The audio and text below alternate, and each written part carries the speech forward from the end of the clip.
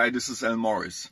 I would like to show you the making of the new tune with Josh Ferrin called Ferrin and Morris Centurion, and I would like to show you how this track has been developed over the years. The very first idea I've actually seen we had in 2012, and the very first idea we built together, Josh Ferrin and me, in his studio.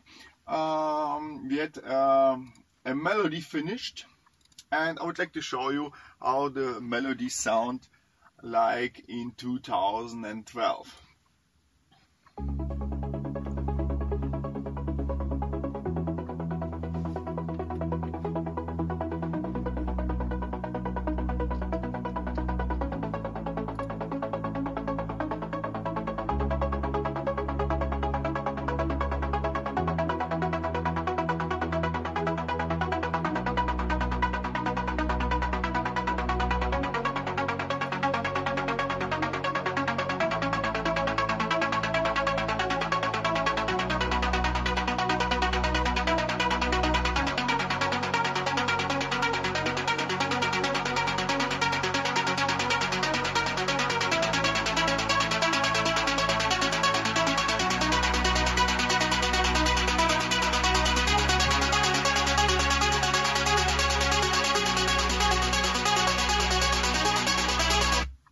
Yeah, and that's it.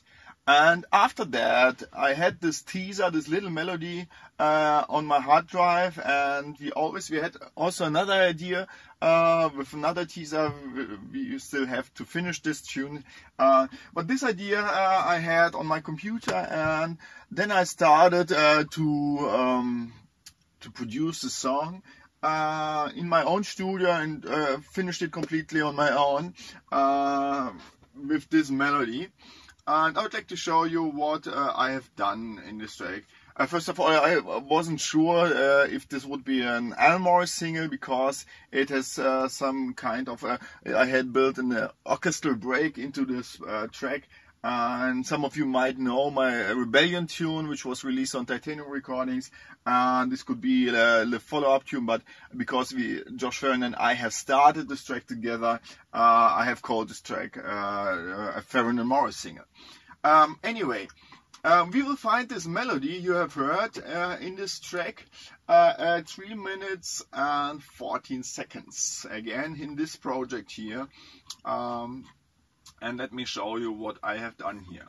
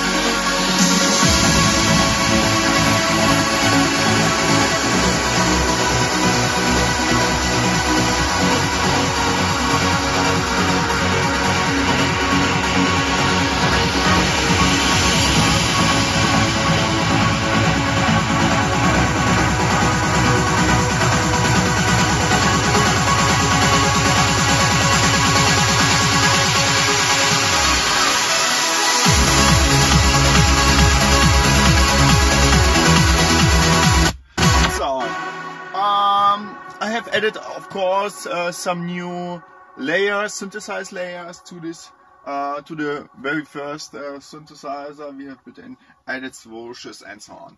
And yeah, maybe it's interesting for you to see what's at the beginning of the this transition part at 3 minutes and 14. First of all, I had the little bass line in here coming in,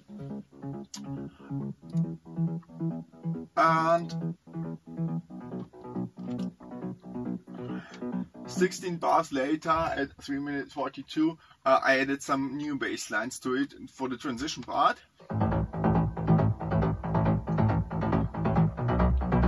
And they're all grouped together with a filter, a high cut filter and also a low cut filter. And just before the main part, I get really high with the low cut filter and go then into the main part here. A little break and then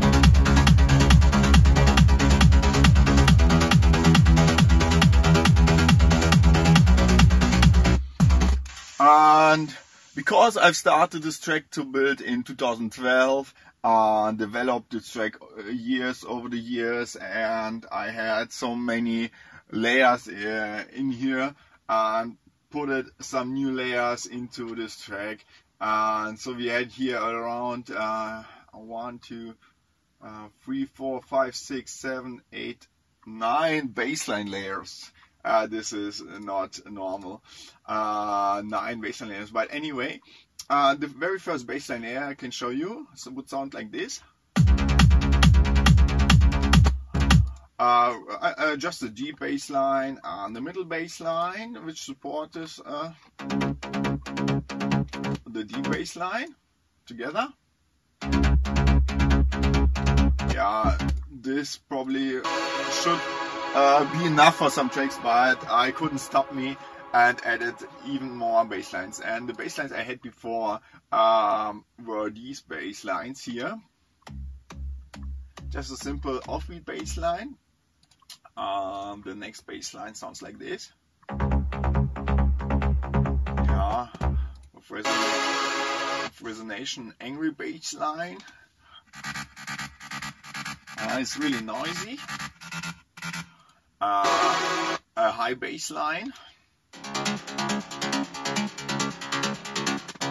Yeah, and another bass line for the mid frequencies. Another noisy bass line. This is just I guess something like sync sounds. Yeah. The zebra with the trigger gauge and effects on it, and the last bass line, resonation bass line. So all the bass lines all together would sound like this with the kick, this passage.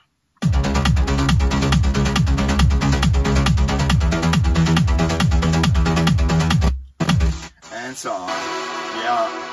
My CPU and my RAM is at the limit, so you have some crackles in it when I stop the track and play this track sometimes. Alright, also a little Pluck sound which I added into the bassline, which is really important. I really love this sound and saved it to use it in some other productions. I really love to use this.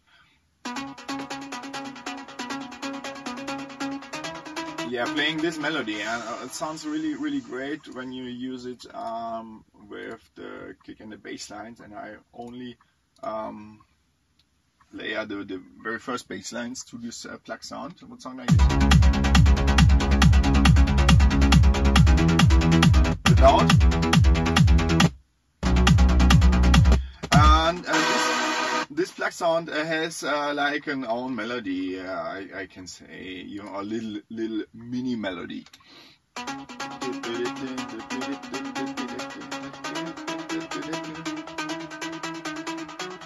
Okay. The percussions I used here in this track. Okay, these are the most percussion parts. The main percussion parts, I have used some loops. I have made some own loops. I used loops which I had used in some other tracks and imported it here just to save time a little bit, because for me the percussions part, it's important, but it has a fill function for me. So the percussion part here.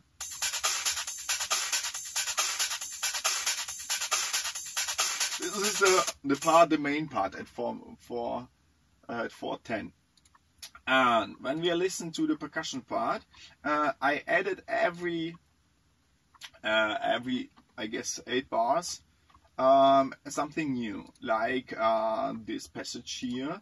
We had the percussions in here, and now I added a clap, and to make it even bigger for the for the second main part at 4:37. This passage just a few bars before.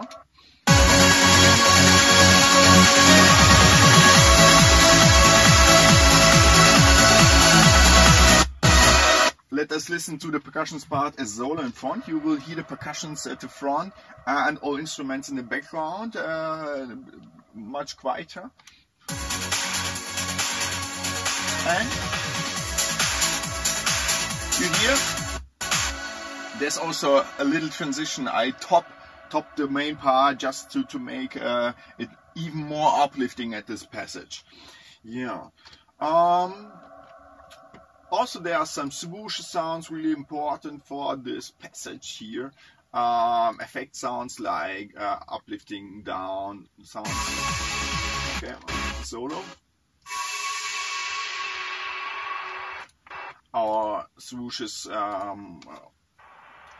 uplift filters, sweeps like this. Crashes on every. Yeah, I guess 8 bar. Every first bar after 8 bars.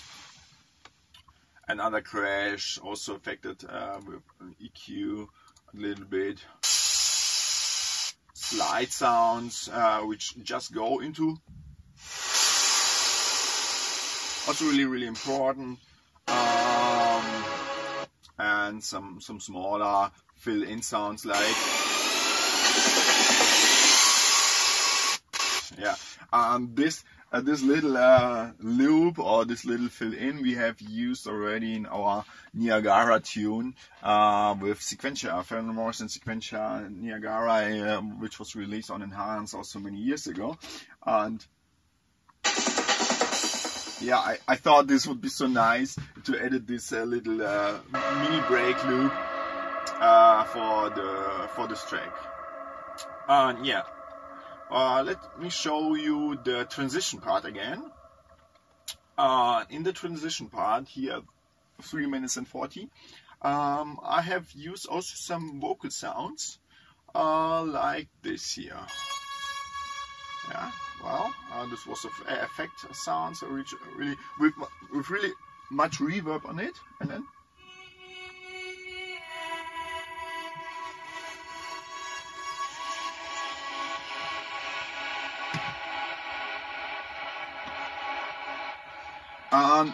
These vocal parts, I sometimes searching for vocals which are just singing something like oh yeah, ooh, and so on, and I have a lot of samples for it, or my libraries which I've bought.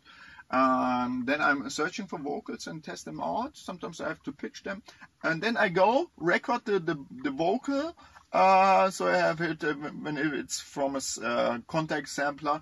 I record it, I bounce it, and so I have the audio file in here. And then I cut the vocals and only for these parts which I really need, and add them for the atmospheric sounds and as a layer for all the other parts which are in here. If you are listening to this passage again, also with solo in front, so you hear all the parts in the background playing. You hear the Pluck sounds, and then the very first vocal I've used. The next vocal, the third vocal. The next vocal, the fourth vocal.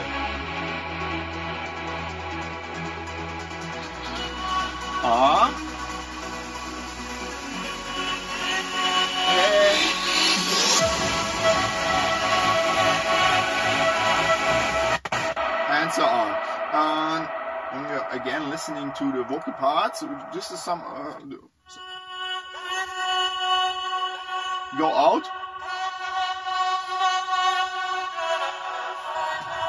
Singing something like I don't know. However, but it fits really well to this passage, I guess. And I love to build in, to bring in such atmospheric sounds and vocals. And they have, I'm not really sure I've equalized them. I have not much of the mid frequencies or the lower frequencies, just for the higher frequencies, because it should be more like an atmospheric sound, not like a vocal a singer will perform in the song, because it's a trance song and it's not a vocal song. So I cutted all the low frequencies in this passage for the vocals. And yeah, what's also in it here, the bass pad, I had to freeze it because of the limit of my RAM, because it's still in 32 bits usage. I'm still not working beside of my orchestral projects in 64-bit, so I have the RAM limitation. Yeah, this was the just a simple bassline pad. Also an A. Yeah, and then I've added a lot of lead sounds into this passage. Let me solo all of these lead parts. I hope this is still recording, I'm not sure. And also I had to freeze some parts in here. I got the main lead sounds.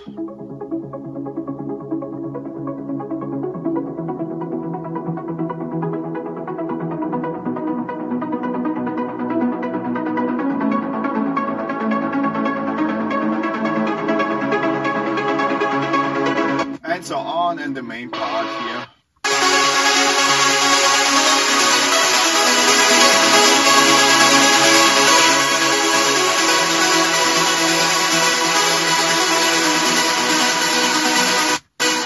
This should really sound for me bright, but also should sound in front and uplifting. This was my intention.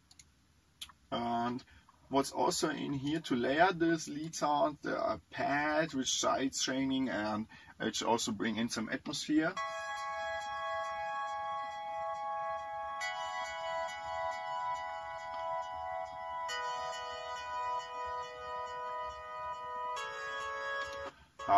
Yeah, and what I really love, and I've already used in some tracks, I've added another melody for the arpeggio line. It starts at the beginning of the main part.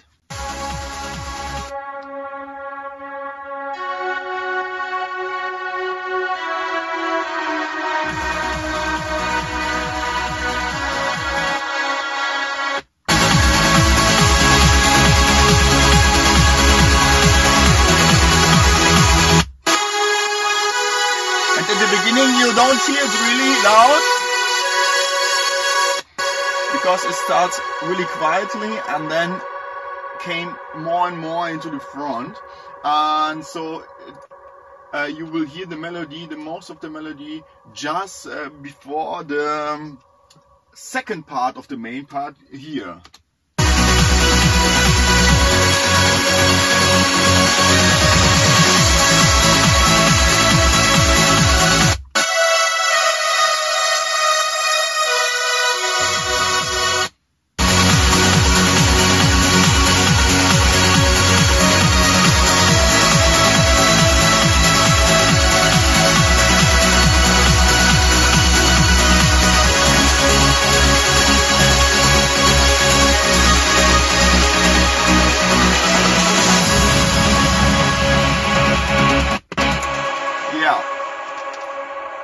And I really love this melody because it's so trancy, and I've already used such a melody in our Panorama tune, and I really love to have this arpeggio melody line playing, and then to top this passage, to bring in another melody which is just make you fly.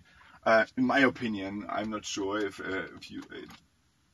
this not brings you to fly, then I have done something wrong, I guess. All right.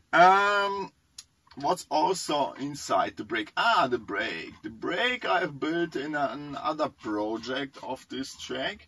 And what I'm also playing in the background, just also as a really small layer, is that I'm playing the break, the recorded break, just a little bit really quietly at the background of the complete song.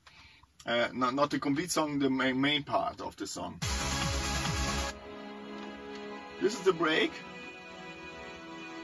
And also I have cutted the lower frequencies at around 3000 Hertz, and bring in also some little bit sidechain into it. And this is placed just in the background, and you won't hear it really.